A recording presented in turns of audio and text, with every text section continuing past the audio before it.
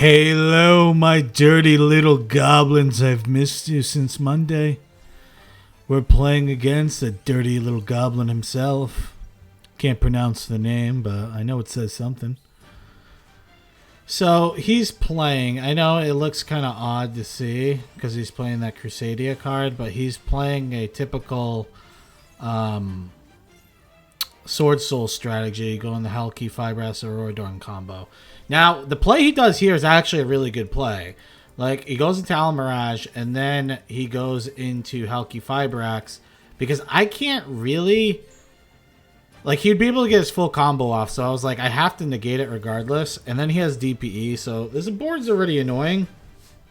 And our opponent clearly knows what they're doing. So, first we're going to do Foolish Burial Goods with this deck. So, typically with Foolish Burial Goods, we're going to ditch the Lunalight Trap or the Lunalight Spell.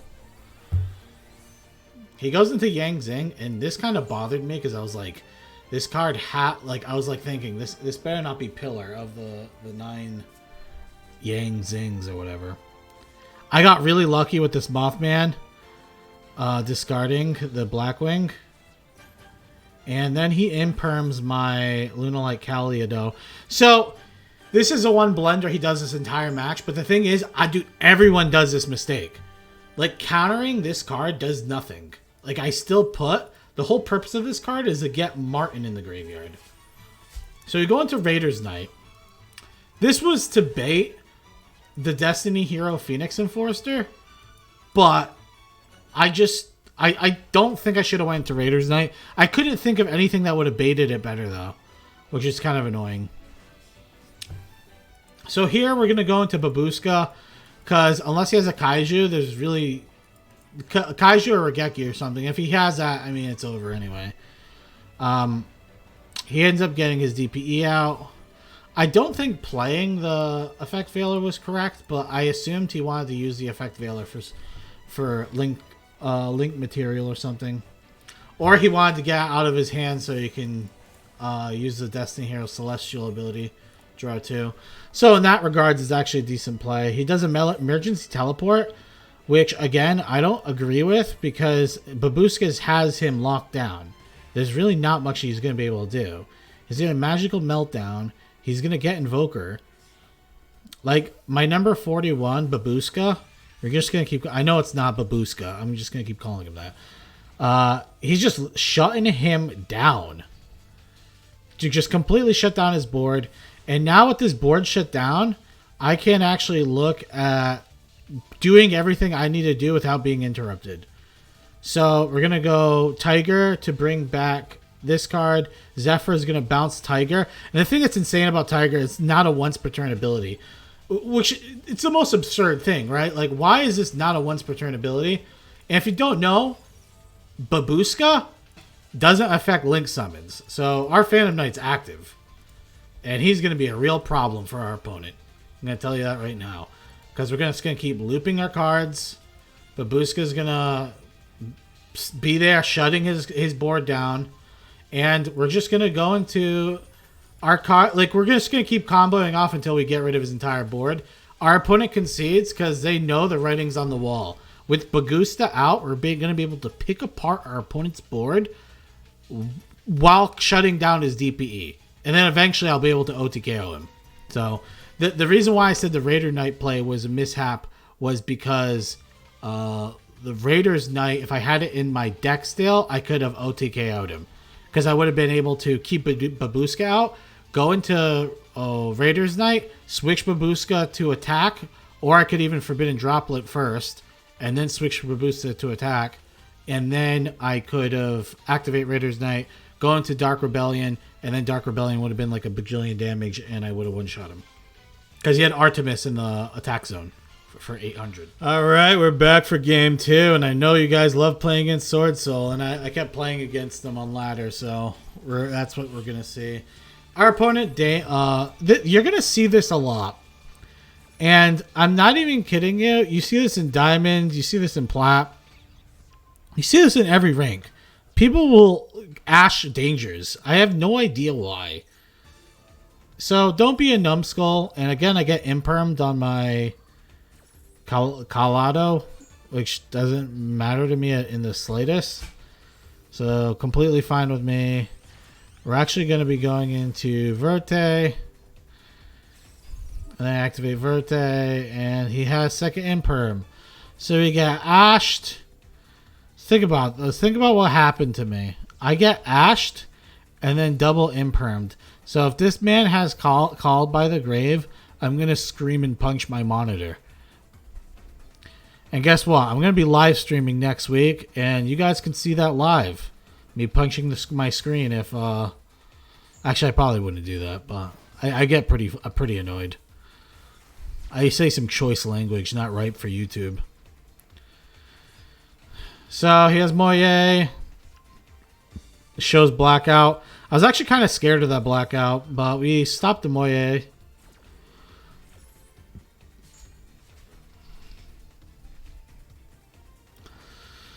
Tax me for 500. I was hoping he would let him live, but, you know, we don't get what we want.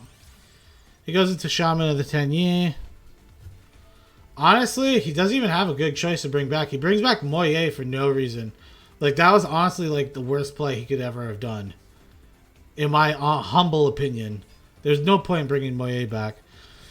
Because now he has nothing to stop me. He has no cards in hand, no cards in the graveyard.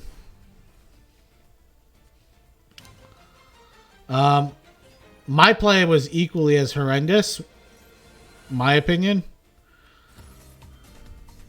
because now he's going to be able to combo off, because the tie is him exiling Sword Soul Blackout's going to give him a token. So we're going to max C. We need to get some draws out of this. You get a draw. So we both made blunders. My blunder was probably less impactful than his. No, my blunder was bigger than his blunder. So I wanted to show, because I know I could be showing perfect games every fucking time to you guys. I could be showing the best games possible. But I want to show you that, like, even if you make like a mistake or once or twice, you can still win with this deck. It's not like unlosable. You know? So we're getting mollywopped right now. But our turn that's coming up should actually be pretty solid. I'm a lunatic, so I put Tiger in front of this zone. Even though I know he runs imperm. But there's like... What's the chance of him having his third imperm, you know? That's how I looked at it.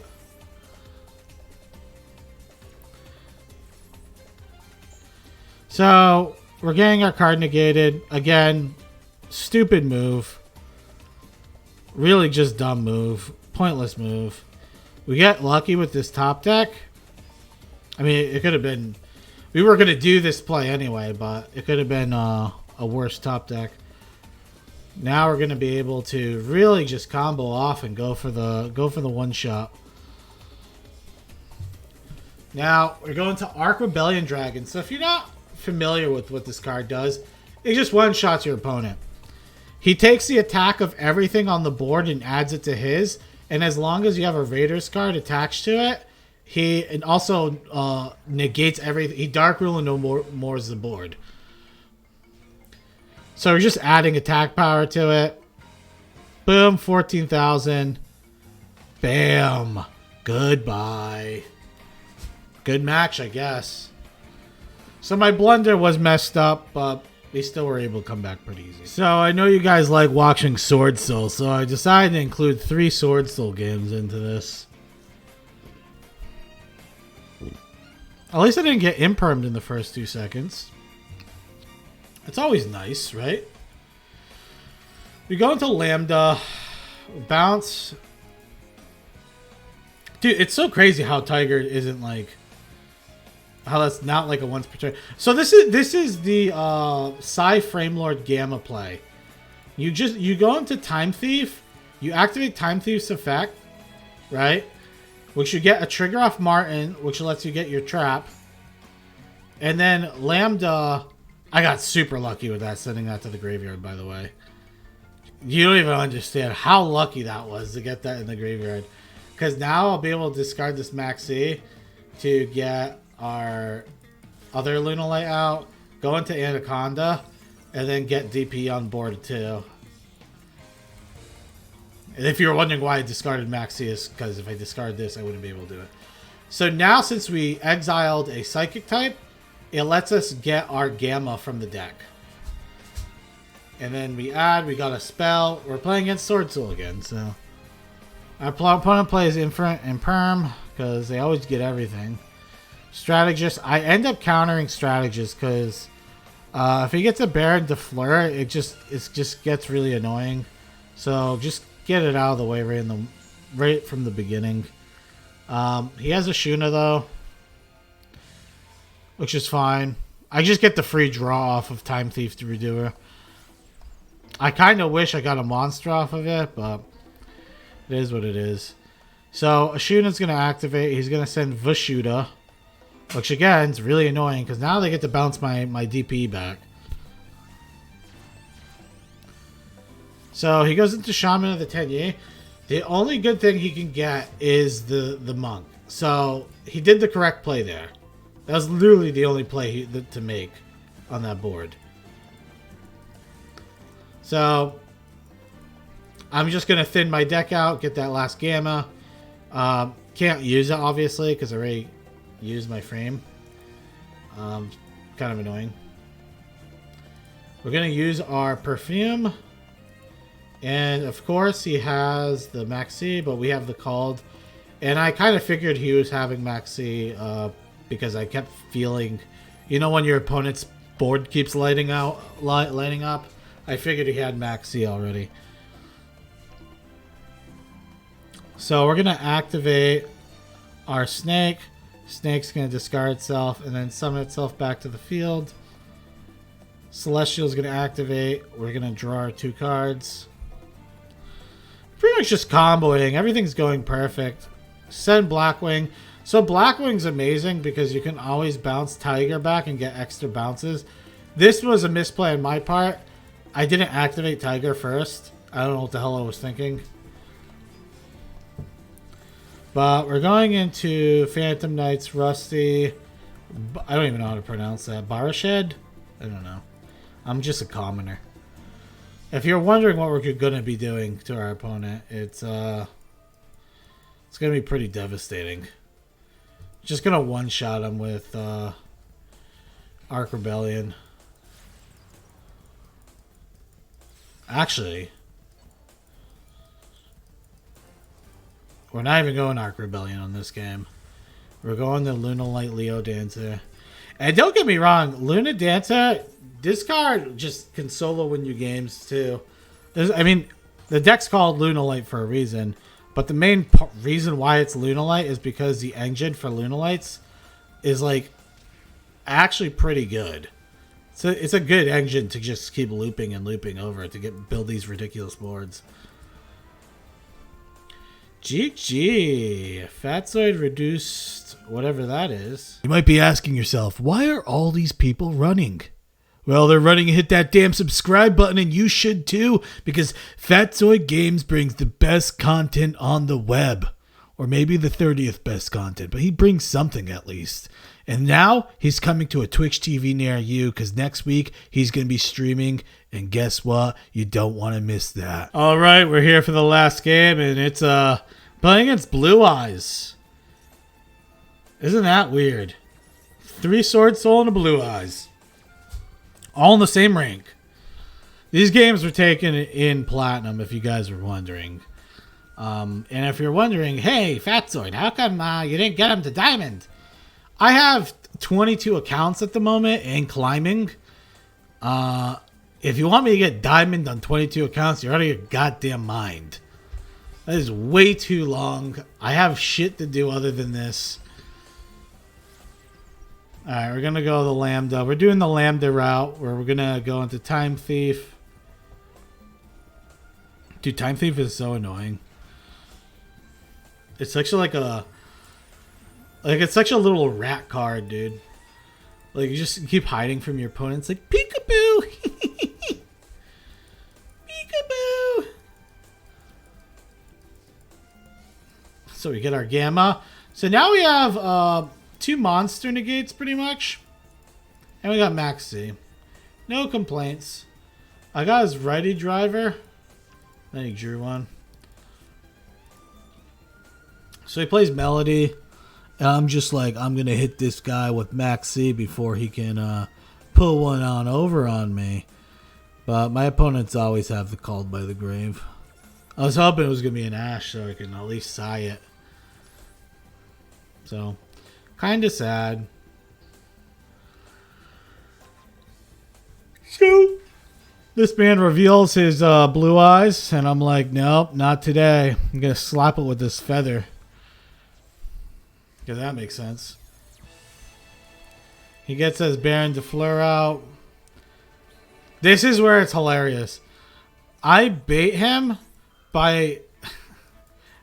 I don't know my opponents. Like, they know I have Gamma, and they see that I have my Framelord Lambda out. So I'm like, why would you even try and contest this? Like, honestly, it would have been really annoying if he did it on my Tiger, and then he could have, like, I wouldn't be able to counter that. But he did what he did. We took a spell from him, pretty lucky. Get a free draw. And it's pretty much game from there. Let's speed it up. See what my dumbass does. We go into Talker. If you're wondering why we don't go into 3, it's because our 3 is Phantom Knight. And you can't use this card for link material. In case you guys don't know. And we just do a simple pummeling. GG, on to the deck list. Alright, let's go over what Luna Cox has to offer. First of all, we got 3 Max C. Pretty standard. We're not running Ash, but we run Gamma. Gamma package works pretty well with this deck. I'm gonna be real with you.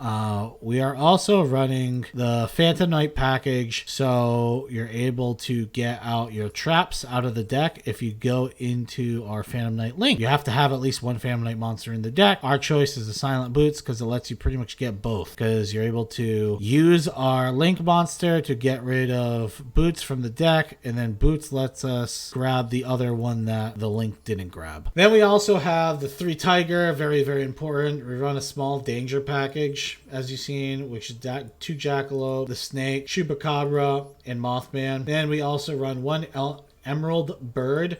But the most important Lunalights you have to remember is Tiger, Chick, and Martin. These are the most important. Like, if you have Tiger in hand with Chick, you got full combo. And full combo entails of you going into Lambda and then into Redoer. This deck, again, is not a turn... Like, the turn 1's okay, but it's not a turn 1 deck. This deck, you typically want to be going second with it because you're very good at breaking boards. You typically want to go second with the deck. But if you go first, you pretty much want to be doing the combo so you can get a Gamma out. So you have at least Gamma as a counter. And you have Time Thief, which is pretty annoying to deal with too. You can also go into an easy Bagoosk, as you see in some games, because Bagooska, the terribly tired Tapir, that's a mouthful. That card counters a lot of decks in the format. And as you've seen in one game, it showcased how powerful the card is. Arc Rebellion Dragon, you're going to get a lot of wins off this. Card's nuts. I mean, if you get it out and then negate your opponent's whole board, there's really not much they can do about it. Forbidden Droplet, I would say Droplet, you possibly could go up to 3. You possibly go up to 3. What would you cut for 3 droplets? I would just go up to 41 if you're going to go 3 droplets. Droplet does feel really good if you're on the draw, because obviously you get to droplet your opponent and then do your full combo. But as you've seen in the games, we were able to really break through all our opponent's hand traps and build powerful boards and OTK our opponent whenever we wanted. I think as long as you're playing this deck methodically. And another thing is knowing matchups. So knowing what cards are really annoying for your opponent to not have is very important. And you're only going to get that with game experience. Like, you can watch all the videos that I have and you can kind of take away what you should be countering, right? But at the end of the day, you just have to know just from playing, like, oh, if I counter this guy's Halki Fiber Axe, it's going to be really annoying for him to continue playing the game the way he wanted to play. The whole point of having a hand trap and being effective with hand traps is hitting your opponent's cards that are the most annoying for them to play without. And like think about this. For our deck, if our opponent, like a lot of these games where they would use like a counter, like a negate on my chick. If our opponent held that negate and used it on something like our Lambda, or used it on something like our Redoer to prevent our Lambda from activating to begin with, or used it on something like, I don't know, any one of our cards that aren't like chick, like the game could have been completely different. But our opponent didn't have the game knowledge of how to play against Lunalight, because nobody plays Lunalight. I don't even want to play it. I mean, the deck was fun, don't get me wrong. But if I had to rate the deck's power level, like I've been saying, if I had to rate the deck's power level, I would rate this deck a solid... I would rate it the same as the E-Hero deck. I think I rated the E-Hero deck at like 7.5. I think it's around that. Like 7.5, 8, something like that. It's like if you're looking at tiers, this is like tier 3 / maybe rogue deck. Like it's not like a tier 1 or tier 2. It's still a good deck, don't get me wrong. You could hit Diamond 1 with this pretty easily. That's not saying much though. A lot of people are trash. I'm talking about all you guys too. As you can see in my videos, I'm also in that category. Overall, the deck's extremely fun. I would give it a try. It honestly wasn't that expensive. It was pretty cheap. If you have a lot of these cards, the only cards I had to craft for this deck was Leo Dancer. I didn't have Utopic Draco, and I had to craft Blackwing. Everything else I already had. So if you have a lot of these cards, pretty easy to build, and it's a fun and unique deck. So catch you guys on Friday. We're going to be doing some big things. And remember, try and tune in for my stream. I'm going to be starting them on Mondays, and I'm going to get a timeout to you guys tomorrow, not tomorrow, Thursday most likely. I still have to fix up the account still a bit. But, all right, see you guys next time.